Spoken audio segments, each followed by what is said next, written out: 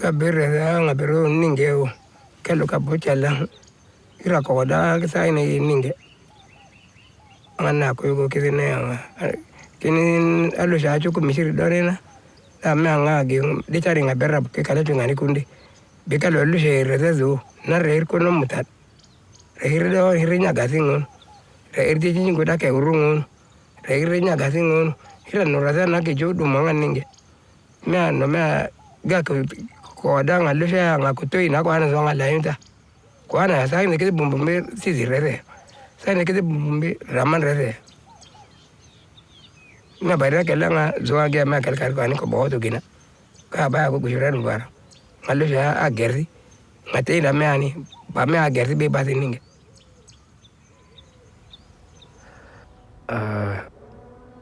مشاهد كيف طرفين اللي هن سوريين اللي هن رفقاتي واخواتي واهلي بطراف العيله مستعد يمسك سلاح ويقتل اللي جنبه كرمال السياسه هي طرف. السياسه هي بديل على الانسانيه هي الاهم. السياسه هي عباره عن علاقه مصالح بين دول كتير كبيره وعالم كتير فوق. نحن عالم درويش ودخلنا بالسياسه، ليش تتفوت؟ انت ما رح تغير شيء اذا حكيت. فلما بلش الموت، لما اشوف الموت قدام عيوني، لما رفقاتي شوفهم ملقحين وما عم يتنفسوا، بعد التفجيرات يصير التفجير، صار تفجير قدام بيتي كنت عبعد عنه اشارتين مرور، التاكسي اللي كنت فيه انكبس هيك. لما يصير تفجير وشوف ايدين ورجلين بالارض وشوف دم وشوف مخ وشوف عند باب بنايتي كانت في ايد ملحوشه، جارتنا كانت طالعه تاخذ ابنها من المدرسه مثل المجانين، غميت بالارض بس شافت المنظر. بعد ما شفت كل هاد خلص ربت عندي خوف وحذر مو طبيعي. الانسان ممكن يقلب وحش بالنسبه إلي، خلص يعني انا ما بثق ببشري غير حالي. ولهيك وطدت علاقتي بالروحانيات والى اخره، لانه انا جانبي البشري او الانساني او الملموس او المحسوس ما عاد يعني لي شيء.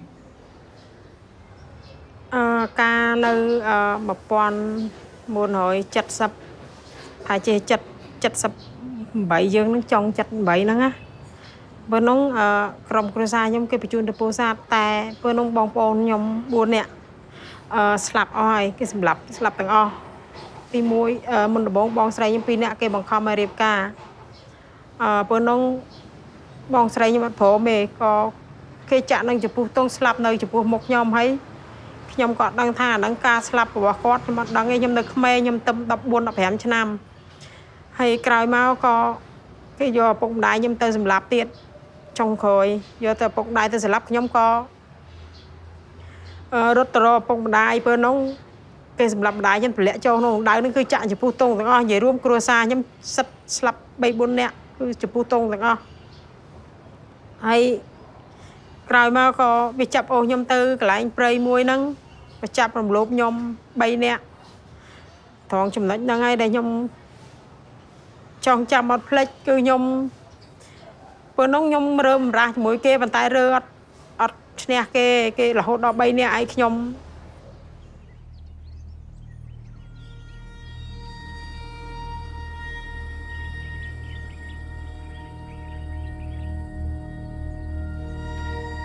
mu gihe cy'umwaka muri 1994 ikintu nibuka cyane nashobora kwibagirwa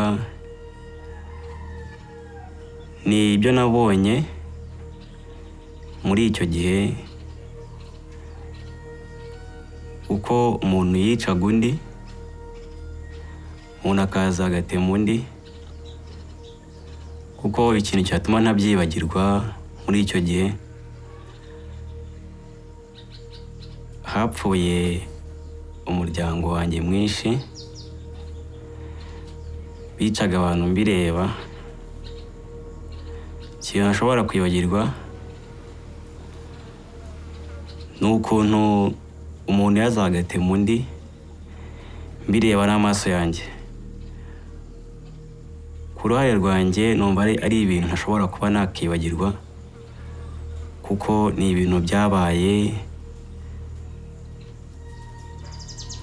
mbona ko ari ikintu kidasanzwe nkabona ko ntashobora kuba nakibagirwa icyo kintu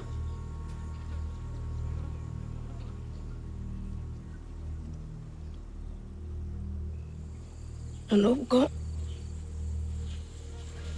ubwo mu gihe cy'intambara nyine nari ndimo mvuga ikintu cyambabaje cyane. Ubwo twarahunze, maze guhunga mbese ntandukana n'ababyeyi. Maze gutandukana n'ababyeyi baho njyenyine, baho mu Masaka, bamo hafi nk'ibyumweru 2. Ubwo mbese nyuma yaho umuntu araza aramfata arambwira ngo ese ngo uri igiki. Jewe rero kubera ko narundi umwana cyane ntabwo nari nzi gutandukanya umutu n'umututsi, ntabwo nari mbizi. Noneho ubwo ngubwo akajya mfata, agafata intoki zanjye, akagenda afata umubiri wanjye, akavuga ngo ndi umututsi, ngo nimba ntari umututsi ngo ndavangiye. Akayabwira abo bantu ngo nibandase, ngo bankureho.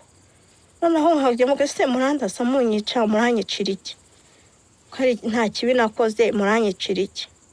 Noneho ubwo nyuma yaho haza ubwo bararasa cyane, amasasu menshi cyane. Maze kubarasa amasasu menshi cyane ndirukanka. Noneho maze kwirukanka aho ngeze hose nkajya mbona ni imirambo y'abantu, amaraso.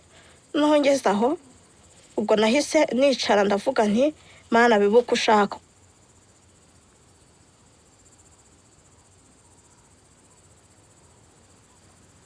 Nagira Imana nkarokoka.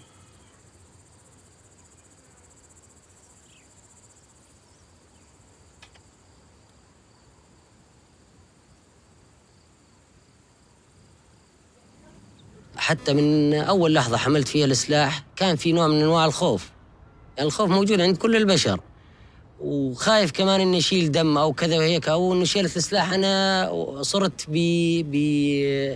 يعني من معلم مدرسة إلى مسلح، بس في شيء أجبرني، يعني في مناظر أو أمور أجبرتني. لما أحيانا بيسألني إنه يعني أحيانا تخطر بباله أفكار إنه بابا ليش الحرب هاي كلها ما بدها تنتهي؟ إنه بابا ليش أنت مثلا تقتل العسكري ما عنده أب وأم عم يستنوه وعم ينتظروا مثلنا. يعني بابا بقول له إيه مزبوط الكلام بابا. لكان ليش بابا؟ بقول له بابا لأنه هو على خطأ وإحنا على صح. طيب ليش هو على خطأ؟ إيه بابا هو على خطأ، هو عم يقتل الأطفال، عم يقتل عائلات، عم يدنس المساجد، عم يقصر المساجد يا بابا. إحنا عم ندافع عن الإشي هذا. فإحنا بنحاول دائما الأطفال نبين لهم كل هالأمور هاي. يعني إنه صحيح أنا حملت سلاح، بس حملته في شغلات أجبرتني على حمله، ولا مو حب إنه أرتكب إنه أحمل دم على رقبتي مدى الحياة وأحس بذنب إنه أنا قتلت إنسان. لا، ما حد بيحب يقتل إنسان أو يلوث يديه بالدماء. بخافش من الموت. أنا بخافش من الموت بس لأجل سوريا. بخافش من الموت لأجل أبوي وهذا. لو إنه ما بوفاش أبوي كان بخاف من الموت. أما هسه ما بخافش من الموت. لو إنهم يذبحوني يموتوني يفجروني بقذيفة ما بخافش. مو منه يلحق أبوي ولا ظني بسوريا.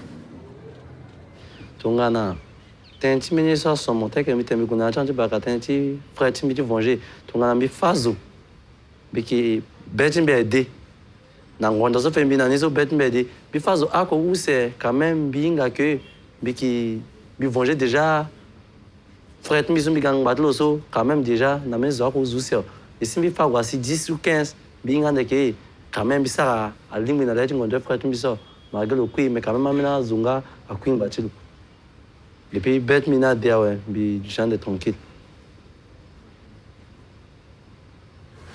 עד שערב אחד באמצע תקופת המילואים הובלתי כוח של היחידה שלי לתפוס מחבל מתאבד בכפר בפאתי שכם, ואחרי שהובלתי את הכוח היינו צריכים להוציא אותו וירינו על הקירות כדי שהוא ידע שאנחנו החזקים. ויצאה מהבית אישה עם ילדה לידיים וילדה קטנה לידה. היה 3 לפנות בוקר והילדה בבהלה רצה לקראתנו. פחדתי שתתפוצץ עליי ועל החיילים. צעקתי לה לעצור בערבית, היא לא עצרה. יריתי כדור מעל הראש שלה, היא עצרה. ובאותו רגע נעצר גם משהו בי. וזה היה הרגע הקצר הארוך ביותר בחיי. הילדה נשארה בחיים, וגם אני נשארתי בחיים. אבל באותו רגע מת משהו בשנינו. בילד שיורים עליו, משהו מת, אני לא יודע מה, אבל משהו מת. במבוגר שיורה על ילד, משהו מת, וכשמשהו מת, משהו חדש חייב להיוולד. התחושה של הבושה שיריתי בה, התחושה של הכאב, ובעיקר התחושה של פרק האצבע המורה ביד ימין שלחצה על ההדק, ירדה על ילדה. אני חושב שזו נקודה שמשהו חדש התחיל להיוולד. There was a moment, and the reason his face is always going to be with me. There was a moment when he looked at me, and our eyes kind of met, and at that moment, it was like everything else disappeared. There was no sound, and it was just two people looking each other in the eyes, and just for a moment connecting as like two human beings in an event that is beyond any of their control. But at that moment, he wasn't a terrorist, he wasn't an insurgent, he wasn't an Iraqi. He was a scared man, and he was asking me for help. From that moment on, the war changed for me. It became a little more scary, and it became a little more, I started to question decisions a little more. Because of that event, it put a face. That scared, crying man peeing himself could be any or all of them. Наверное, делают человека жестоко таким же, потому что человек хочет отомстить. Прежде всего, называя это жестокость. Но, как бы, понимая все это и пытаясь сохранить все-таки в себе человеческое какое-то осмысление, вот это приходит потом, что после смерти нет покаяния. Понимаете? И твой враг, которого ты поверг, которого ты убил, он перестал быть врагом. И приходит осмысление, что для чего это все, зачем мы убиваем друг друга, и конца этому не видно. Понимаете? То есть человеческая натура, наверное, устроена так, что, убивая другого человека, человек потом все-таки приходит к мысли, что этого можно было все-таки избежать как-то. Потому что жить с этим потом не так-то просто.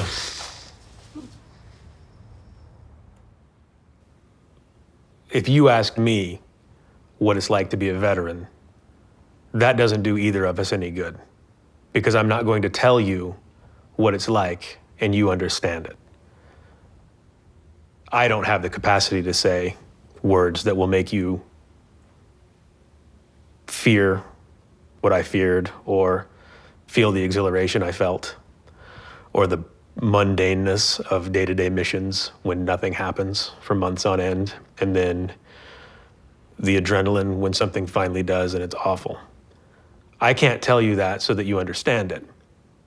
And you'll ask me when we run into each other in a class or something, how was the war? Or, you know, what's it like?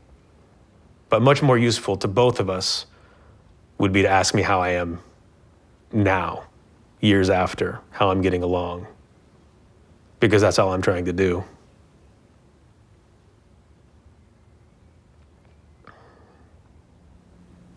One of the most impactful things that will occur after being in combat is the feeling of killing another human being. Once you've experienced it, you'll see that it's not like anything else that you've experienced before. And unfortunately, that feeling, your body will want to experience again.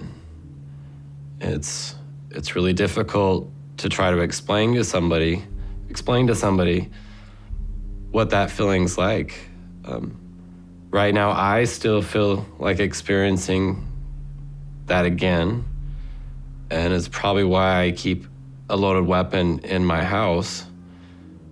I yearn or desire for someone to try to hurt me or to break in or to give me an excuse to use that violence against somebody else again.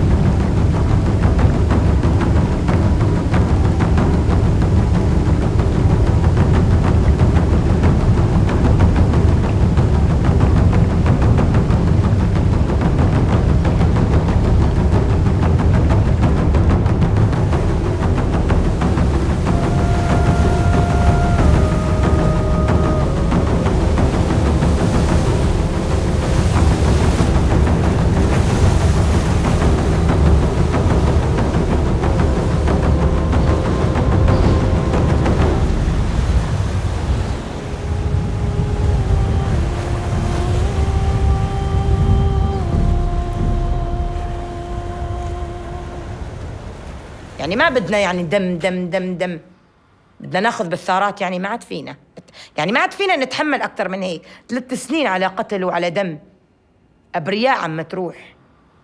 كمان ما بدنا نتسامح.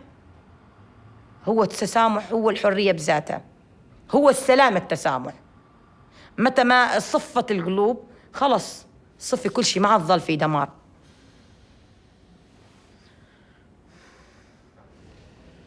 On the 16th of January 2007, an Israeli border police shot and killed my 10 years old daughter Abir in front of her school in Anata, where I live. She was with her sister and 2 other friends, 9:30 in the morning. In her head, in the back, from a distance of 15 to 20 meters, by a rubber bullet.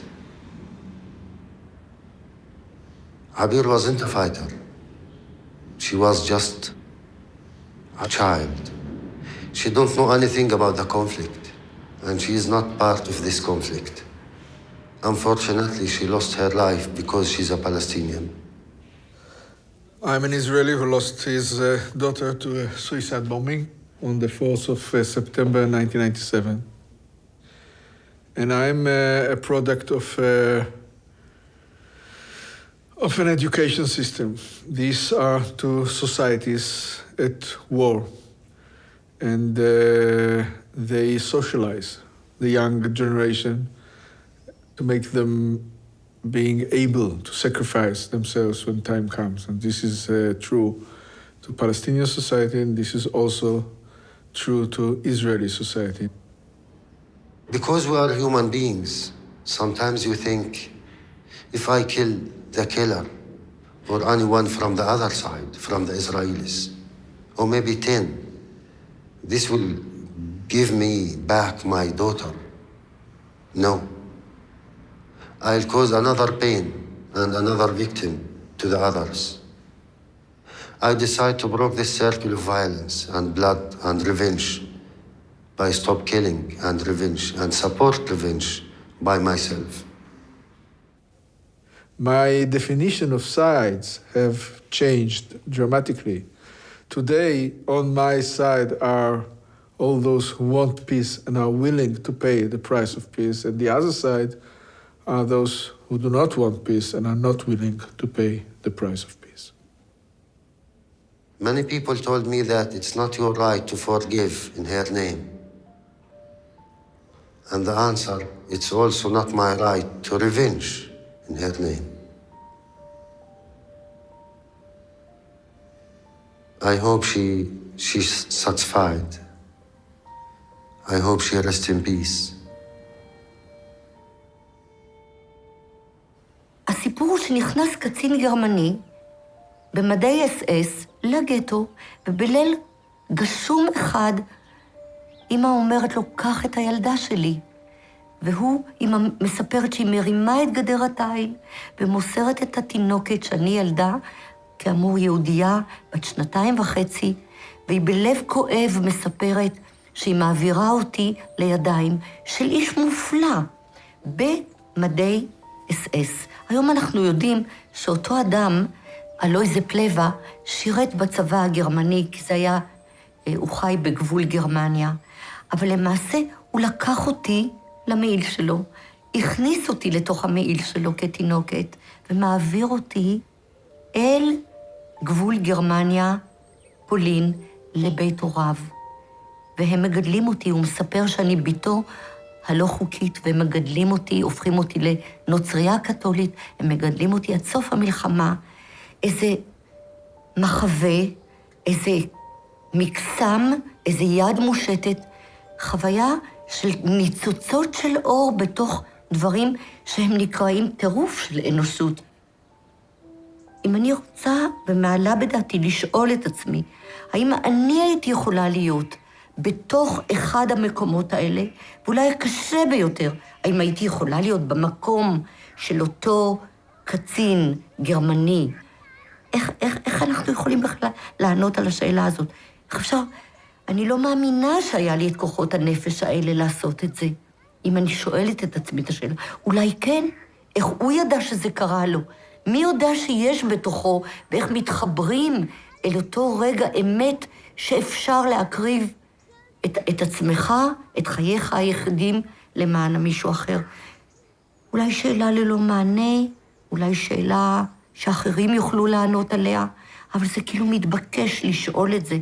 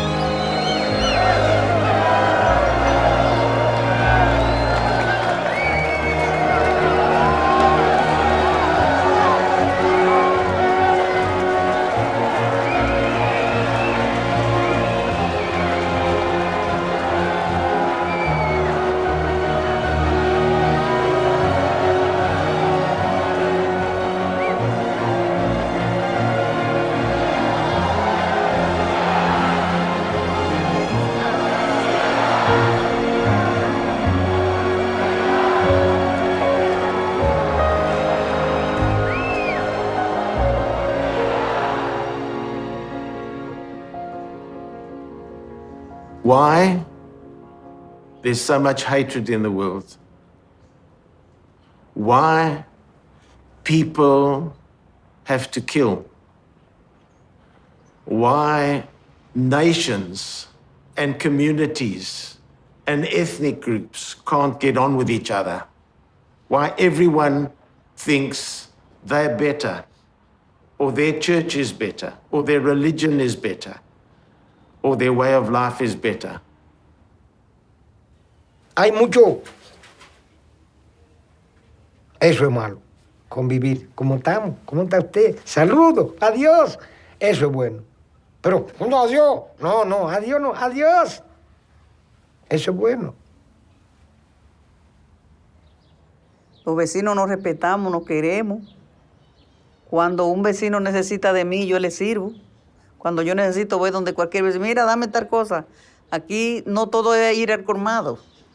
Si yo necesito habichuela, una mano de plátano, yo voy de un vecino, va, búscame una mano de plátano, dame un pedazo de uyama, y yo consigo todo con mi vecino. Así que aquí nos llevamos.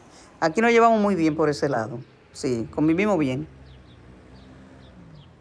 After my brother was killed, for years I worked against peace. I was very active in mobilization. I was very active in throwing stones. I was very active in writing. And when I was 18, I decided that I needed to learn Hebrew, even though it was mandatory in my high school and I didn't do it. And when I went to learn Hebrew, it was the first time I sit in a classroom. Everybody around me is Jewish, but we're not soldiers, we're not settlers. And that interaction was so different. And we started over really weird things, have nothing to do with conflict. We started our conversations about music. The fact that I love country music, which is really strange for Palestinians, and I found a couple of people who did. We talked about coffee and which coffee is better, instant coffee or Arabic coffee. But it was from there that the whole demonization of the other was so hard to follow anymore, because we got to see a human being. And next time there was a suicide bombing in Jerusalem, I didn't think of the enemy and suicide bombing against the enemy. I thought of my friends. And I picked up the phone and I started calling to make sure none of them are hurt. Next time there was a problem in East Jerusalem and somebody was shot, all these people in my Hebrew class started calling me and wanting to make sure that I'm fine. And that interaction, that reality, made me come to a point of understanding that we have to bring down those walls that separate us. And if we know each other a little better as a humans, we might be able to also love each other instead of kill each other.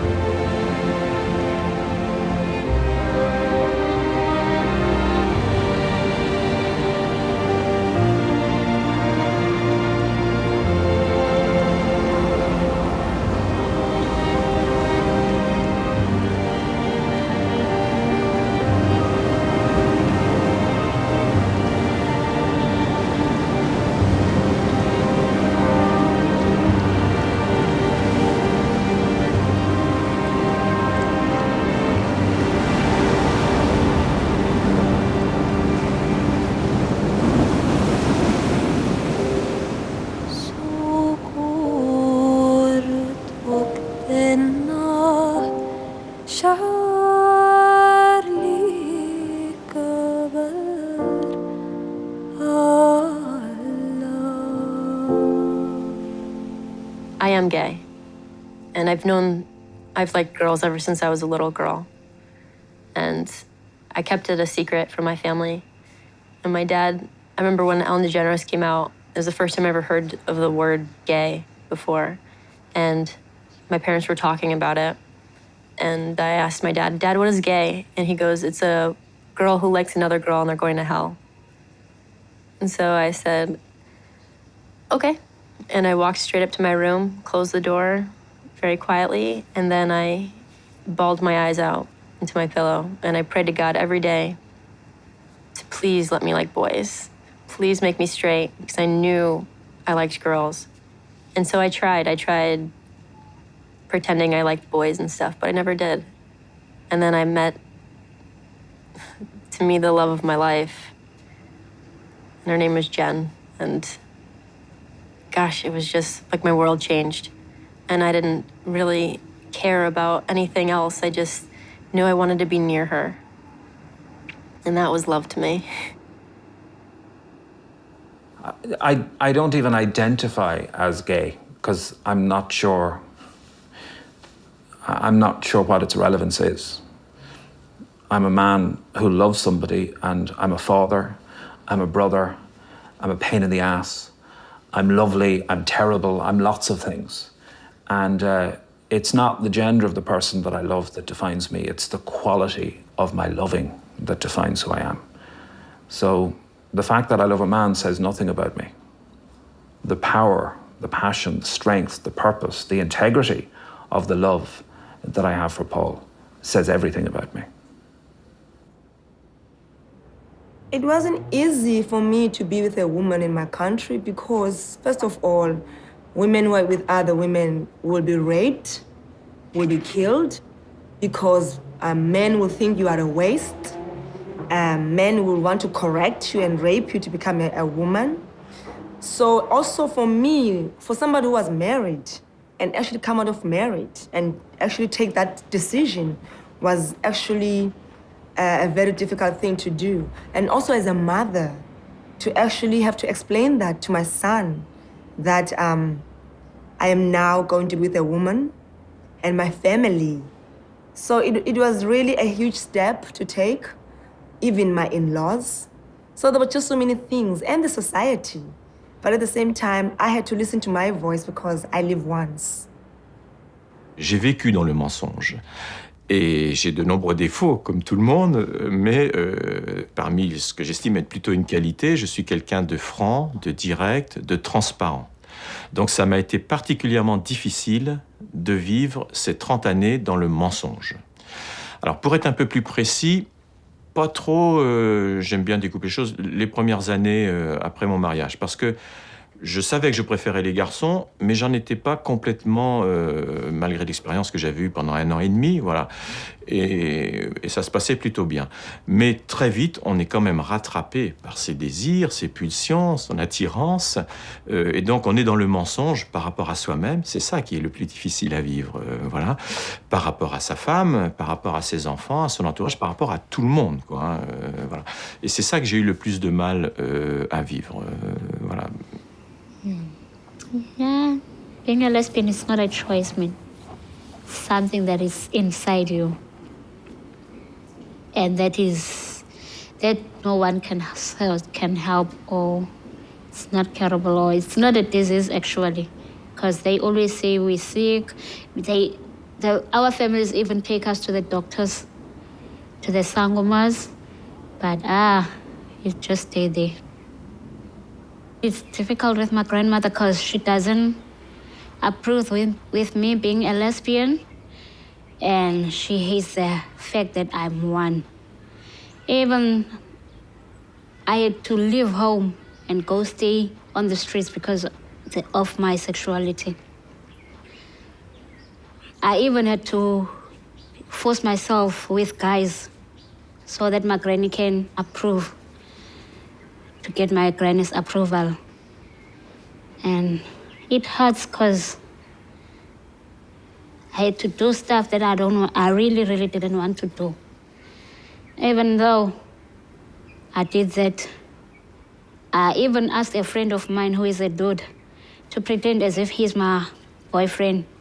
But that guy, what he did, he forced himself to me, and then he left me with HIV. And that was in 2003. I did all that just to get my granny's approval. But now, I know that I don't have to do anything to please someone else.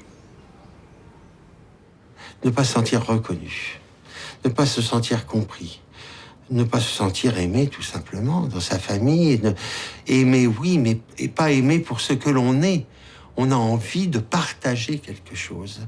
Quand un homo, il ne sait pas si c'est mal ou pas mal. Et si on lui dit, mais c'est bien ça, enfin c'est bien, c'est comme ça, il ne pense plus. C'est à peu près comme quelqu'un qui sait pas s'il va avoir un cancer. Il ne sait pas s'il a un cancer ou pas. Et si on lui dit, mais t'en as pas un, un homo, il se demande ce qu'il a.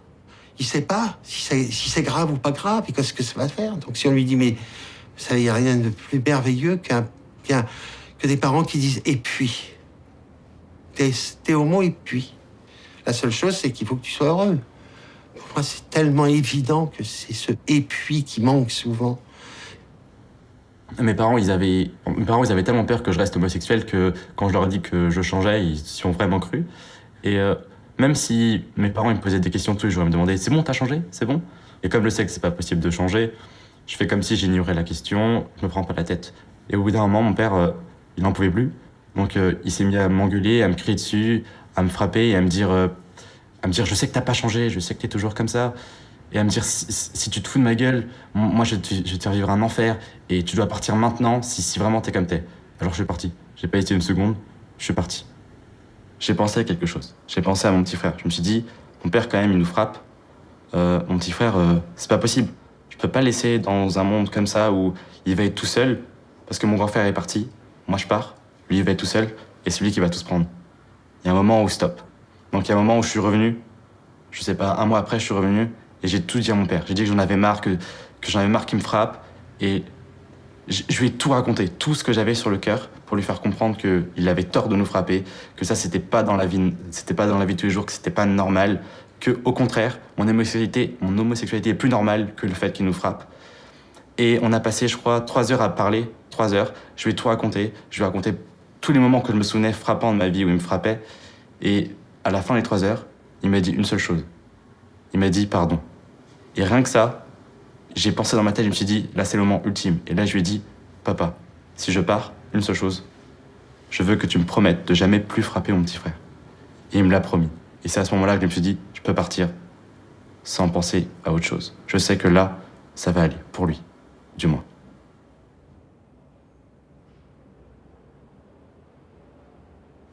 I have a son who's now 31 years old, who I love very much. He's gay, a gay man, and the day that he came out was quite significant. I knew that he was struggling with something.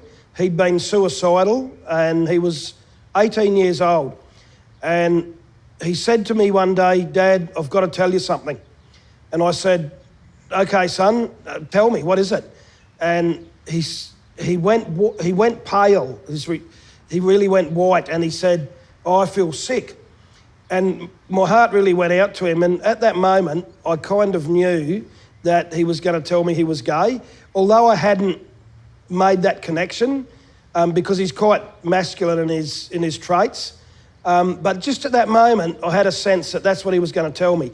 So I said to him, "Son, let me guess. Let me make it easier for you, I'll guess." And he said, "Yeah, okay." And I said, "You're going to tell me you're gay, aren't you?" And he went, "Yes, I am." And I just really felt for him because it was such a struggle for him to tell me that. And everything sort of made sense because he didn't want to be gay and that's why he'd been suicidal. And so I just gave him a big hug and said, "I love you anyway, son. It doesn't make any difference to how much I love you." And I think that our relationship has really been a lot stronger since then. So that's been a journey in itself. Я пригласил человека к себе домой, с которым мы уже раньше общались. И потом, когда я что-то готовил на кухне, он параллельно открыл дверь, впустил своего приятеля И мне дали бутылкой по голове, кругом были осколки, было много крови. К моему горлу поднесли осколок бутылки, нож, и сказали, что сейчас меня убьют, потому что я гей. Естественно, слово «гей» звучало не так. Была нецензурная лексика. Мне было безумно страшно, и у меня все пересохло во рту, и параллельно я кучу мыслей, наверное, перекрутил. Я понимал, допустим, что я же не боюсь умирать. Почему мне так страшно? И я понял, что я просто не хочу умереть сейчас. Я вспомнил, как годом раньше я был на похоронах своего знакомого, которого убили, потому что он был геем. Я вспомнил те случаи, когда действительно убивали людей. Мне стало очень страшно.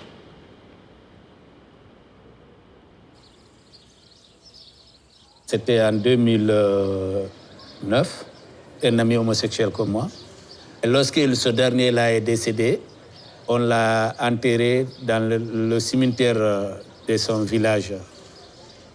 Mais l'imam de ce quartier, il a rassemblé les gens des jeunes du quartier. Ils sont partis au cimetière pour déterrer ce corps, enlever, attacher et traîner comme ça dans la rue. Et les médias, il y avait certains médias qui étaient là, qui filmaient ça. Et la police est venue. Après, la famille a récupéré le corps encore, allé enterrer le corps. Ils sont partis encore déterrer. On l'a déterré 3 fois. Et finalement, on a enterré le corps dans la cour de son père. Parce qu'on dit que la religion musulmane dit, quand on est homosexuel, si tu meurs, on n'a pas le droit de prier de ton corps. On n'a pas le droit de t'enterrer dans le cimetière musulman. C'est ça, il disait. I'm a gay man from Lebanon, and we have no rights over there. And we have no rights in the Arab world in general over there. And I think what I can do more is what I've started to do is, I think I should come out even more. I am out to my parents, I am out to my friends, I am out to my work, but I think I want to encourage other people like me, which have nothing to lose. Because I have a salary, because my mom, it's proven with time, it took a time, but she's gonna love me anyway. Now, she knows my boyfriend, she loves me for the way I am, my dad as well, my friends as well. I think if you don't tell anyone, the other moms won't know that it's okay to be gay. So they're not gonna know that being gay is not just about being a drag queen or dressing like girls or being just a hairdresser maybe or a makeup artist. And they need to know that. People should be less shy, people should be more daring when you have nothing to lose. Because some people have a lot to lose and those are not the people that should do the change, but the ones that have nothing to lose.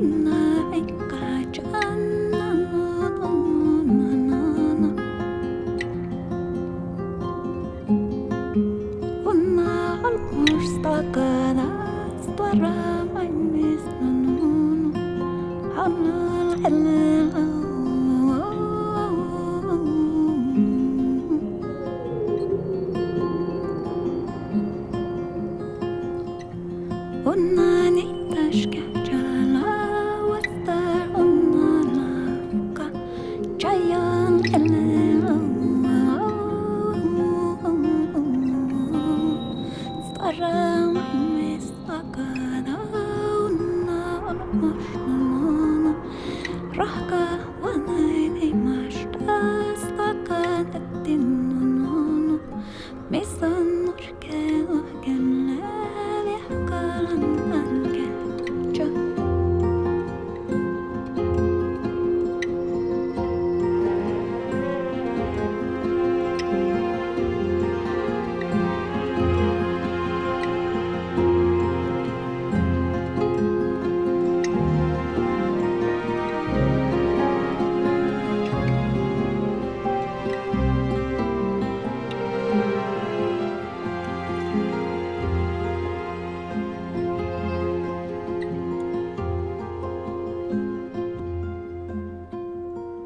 La familia para mí es comunión.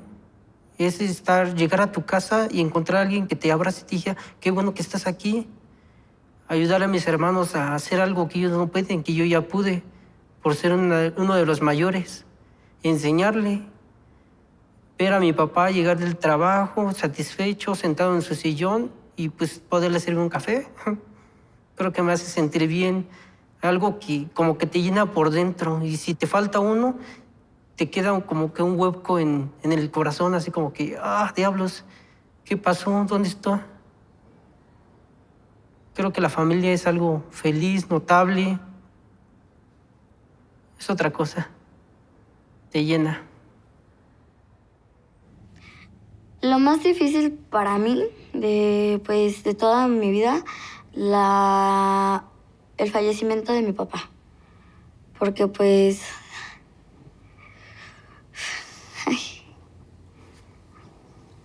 me quiero llorar.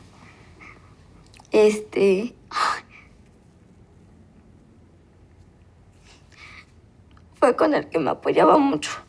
Era el que pues nos sacaba adelante a mis hermanos y a mí.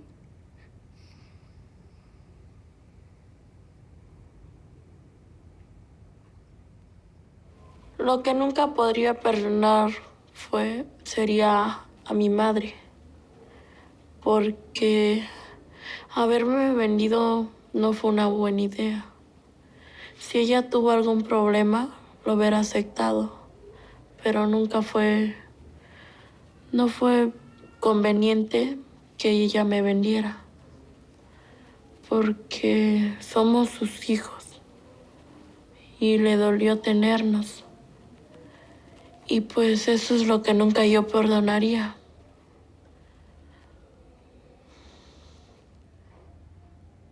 Yo me salí a los 12 años de la casa de mis abuelitos por maltrato. Entonces me fui a la calle, estuve una noche solita, pasé frío y pues me daban ganas de regresarme, pues porque pues no sé, me daba miedo que algo me fuera a pasar, pero pues dije no, porque pues qué tal si va a ser peor, van a decir que porque me salí, ya no me van a dejar salir. Entonces dije no, pues mejor sigo mi camino para que pues a ver si me pueden independizar yo misma. Yo no le tengo miedo ya a nada, porque viví muchas cosas feas y ya estoy acostumbrado. Pero no le tengo casi miedo a nada. Me dicen, no, que te vamos a pegar, que te voy a matar. Les digo, no, no les tengo miedo. Y si ustedes lo hacen, no les voy a tener miedo, les dije. Sí, a mí mi papá me decía que a pesar de todo a pesar de todos mis tropiezos que tenga, siempre para arriba. O sea, si me caigo, volverme a levantar. Y así, si me caigo, levantarme y levantarme. Porque pues eso es lo que me ayuda a mí. Y pues si vivo en el pasado, pues siempre estaría llorando, siempre estaría amargada, no amistosa, o sea, nada. Sino pues, no, sino ser juguetona y estar sonriendo. Porque si vivo en el pasado, pues de nada me sirve. Si no, hay que vivir el presente.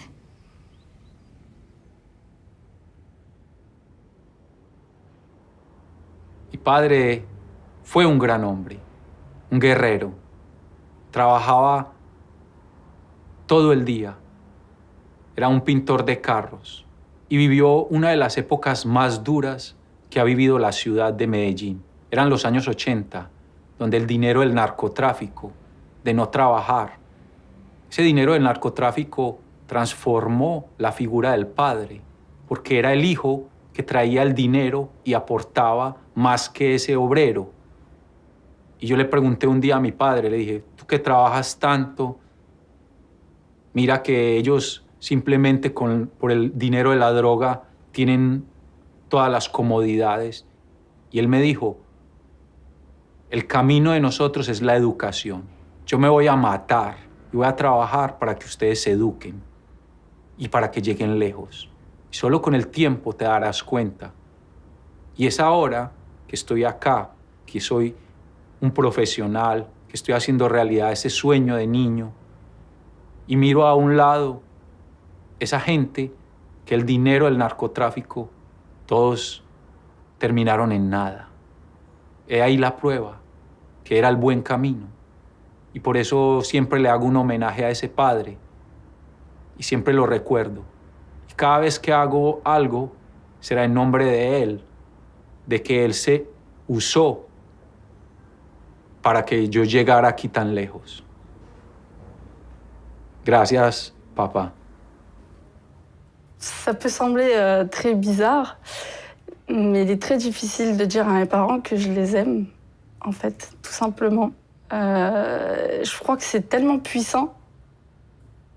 C'est un sentiment tellement fort qu'au moment venu, on n'a plus les mots, on se dit pas je t'aime maman, je t'aime papa, ça se dit pas chez nous. Enfin, malheureusement, mais pourtant, on s'aime comme tout le monde, hein. Très très fort même. C'est ça qui est difficile. J'aimerais pouvoir trouver un jour la force de leur dire vraiment avec des mots avant qu'il soit trop tard.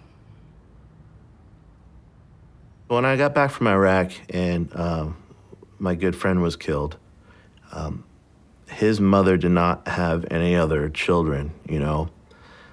He had come from a family that had divorced. His father had a whole nother family and children with his new wife, but his mother didn't. And it was really difficult because I felt responsible for his death in a lot of ways just because I was in charge of him.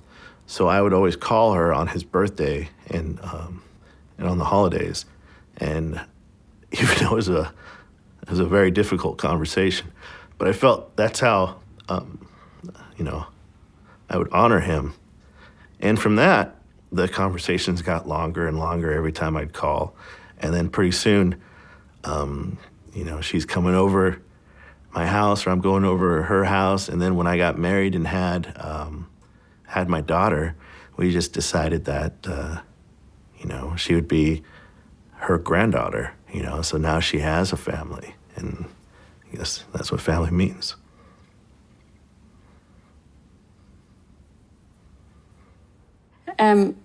I think when I was young, I didn't think I was going to stay in the community of religious that I had joined. And I suppose I didn't understand what I was actually doing and that I was maybe making a decision which meant that I wouldn't have children and I wouldn't have a family as other people had. I don't really think I understood that. But later in life, I had a sister who died of cancer, and when I saw her family, I realized that when I died, there wouldn't be anybody to mourn me in the same way. Sorry.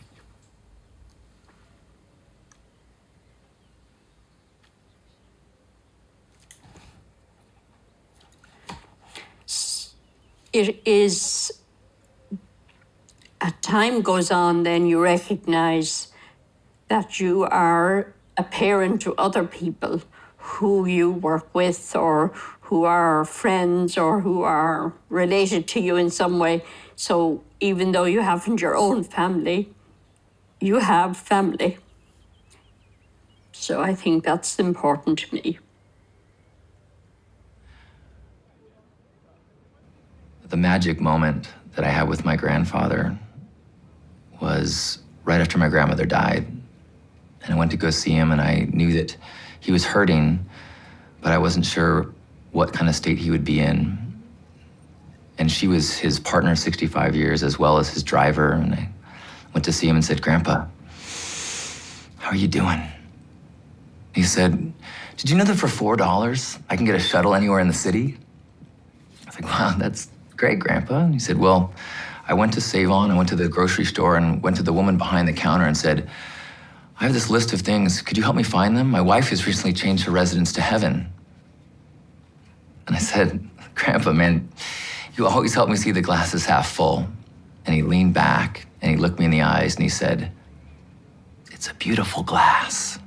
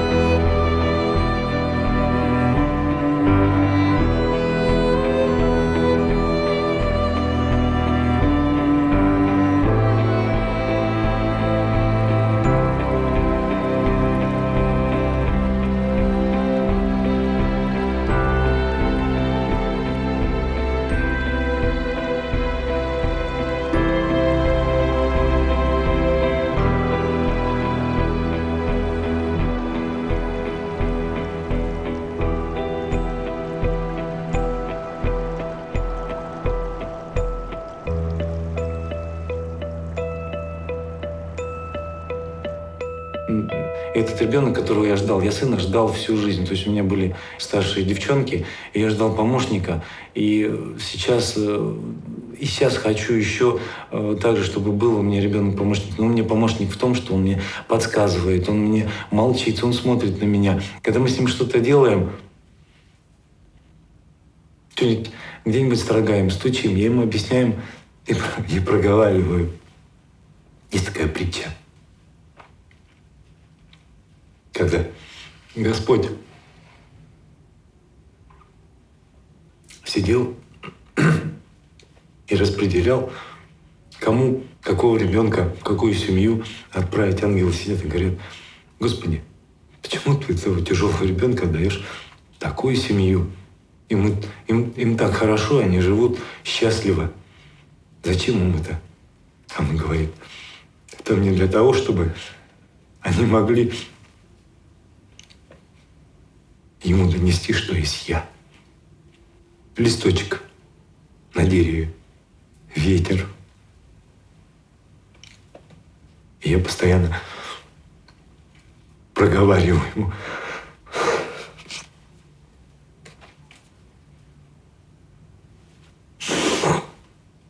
Я проговариваю об этом. Я ему говорю: Алёша, это листик.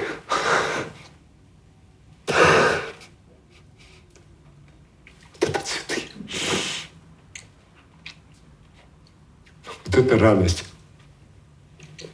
Мы с ним выходим ночью. Я ему объясняю, что такое звезды. Я говорю: звезды. А он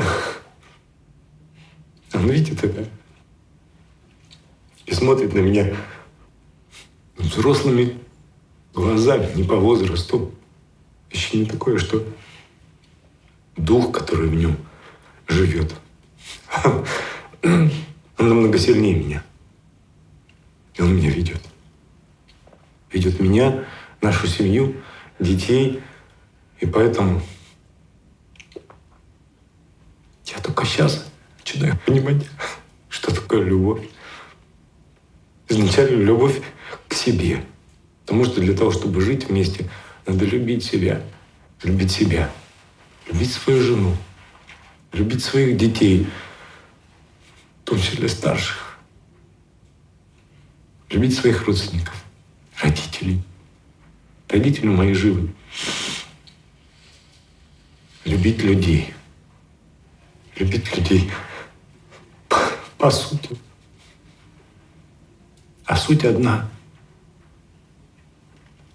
Тут только любовь может спасти этот мир.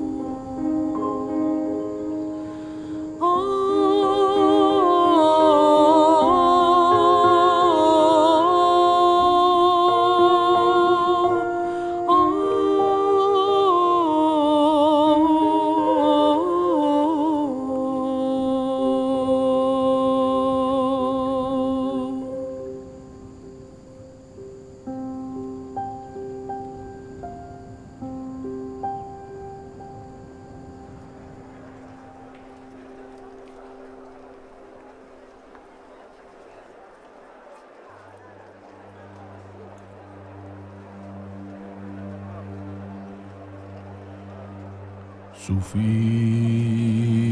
از پرتو می راز نهانی دانست گوهر هر کس از این لعل توانی دانست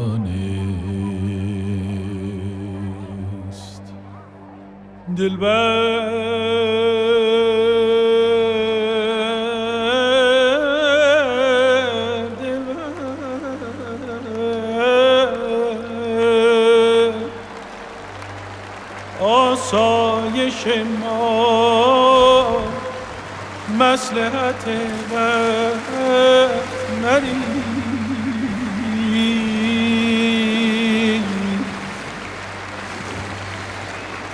هر که غارتگریه باد خزانی داد Betul pilih mana, apa? Betul pilih kasih. Cuma kamu lene pani, cuma lene pani mu, leh ni do. Cuma mu ni pakoni, sepali mata tekel ba, mata tekel Nino, Nino pucha, Nino, ni teni, tu kuat tadi. Atau mula cuma misi lah nanti kri, cuma ni.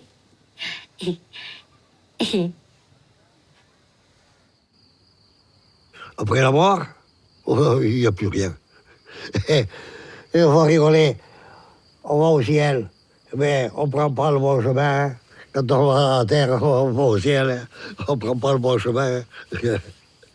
Alors, je ne pense pas qu'il y ait une vie après la mort, moi. Je n'y crois pas du tout à ça.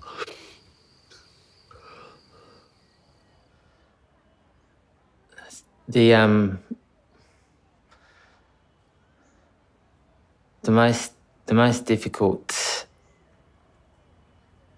experience I've had in my life is, I think, losing my father.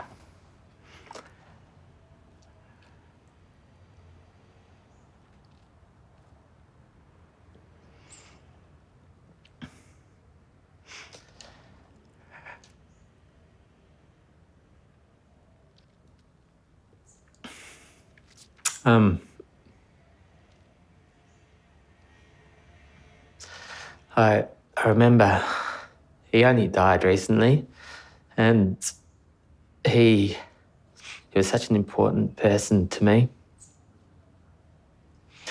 Because I think, he taught me how to live and enjoy life. And,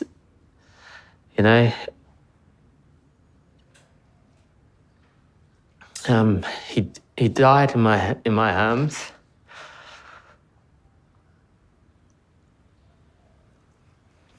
And I remember just before he died feeling this coolness, the warmth of his body just disappearing, and this coolness just enveloping it. And he just died, and it was just like, part of him leaving his physical body. And it just, for me, it was just a little moment of just seeing how precious life is and how meaningful we all are to each other. I'm not afraid of dying. I don't know if God exists or not, but I choose to believe. And when I look at the universe, I hope there's a place where our spirits can go and where we'll recognize each other. And as well as my parents, I would really love to meet again my best friend Shawnee, who died when he was 21. And I'd love to spend time with him, hitchhiking through heaven as we used to do as youth here on earth. I also would love to meet the many good people throughout the generations who tried to make a better world and who tried to work for a world of justice and peace. For me, that's what's most important. And indeed, when we look at the great religions and philosophies and ideologies, and when we try to simplify the complex dogmas and theologies, it all comes down to love.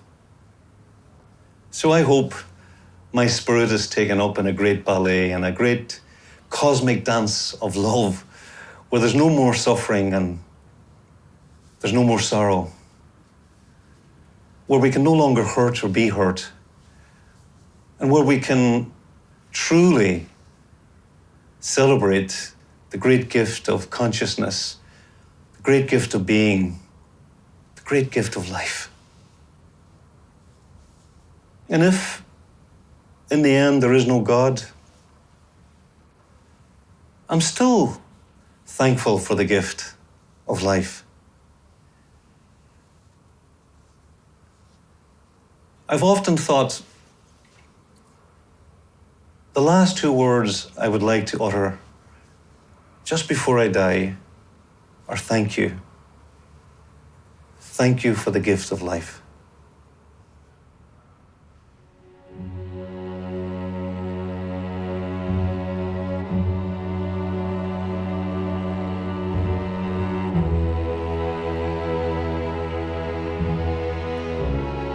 Y el sentido de la vida, quizá me veo, no sé si es por una cuestión de que me veo, no me siento muy importante, no creo que seamos tan importantes, entonces no veo la vida como algo. La vida se lleva. Todos estuvieron, todos están y todos vamos a dejar de estar. J'ai peur d'avoir été anonyme, de passage sans rien laisser, de concret, ni à mes enfants, ni à personne. Qu'est-ce que je vais laisser? Quand je pense à ma grand-mère, que j'aimais énormément et qui est morte depuis longtemps maintenant, je me dis, le souvenir s'efface à toute vitesse. L'image devient floue.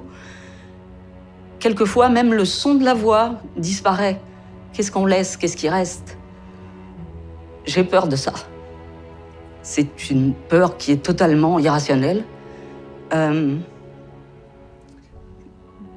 qui repose sur quelque chose de complètement archaïque, de complètement tribal, je pense, parce que ça me remue terriblement. Et je ne crois pas que ce soit quelque chose qui soit de l'ordre de l'orgueil ou quelque chose comme ça. C'est autre chose. Ça rejoint un peu le sens de la vie. Qu'est-ce qu'on a fait là? Pourquoi je suis là? Je ne sais pas. Je ne sais pas. Qu'est-ce que je laisse? J'aimerais laisser quelque chose, oui. J'aimerais laisser une trace. Une trace.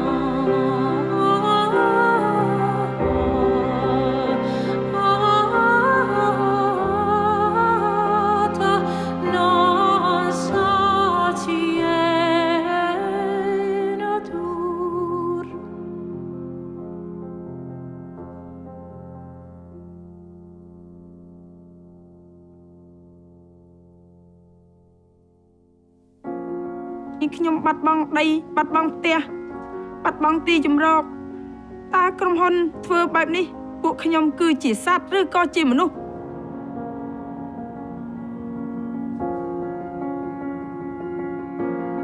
He said, you have to go back to your country. I said, where is my country? I don't have a country, man. It's a killing ground. Filañ des mais liggéey moo fi amul da ngay gis kër ak lëmm nit xëy di tëdd ko jóg.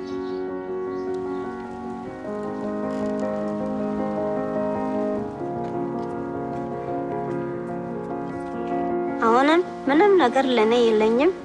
አሁን ትንሽ መሬት ያለች እሷ ላይ ጎደሬ ምንም በዛፋይ ቆፍሬ እበላለሁ።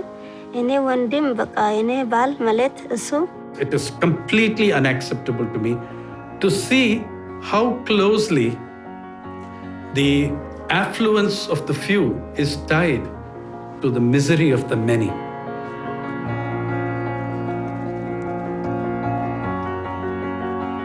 هیچ چیز فرق نمیکنه. خداوند مرا چشم و گوش و دان و دست پای داده سورم.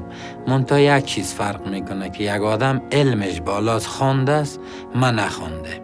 Losing half of my body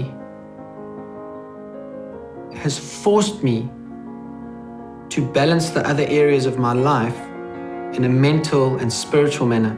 Счастье, когда внуки бегут навстречу и своим ангельским голосом кричат «Бабушка!». Вот именно когда бабушка кричат, а не бабушка, когда повзрослеет. Это тоже счастье. Me being 15 was a life sentence. What can be the meaning of my life? That is a hard question.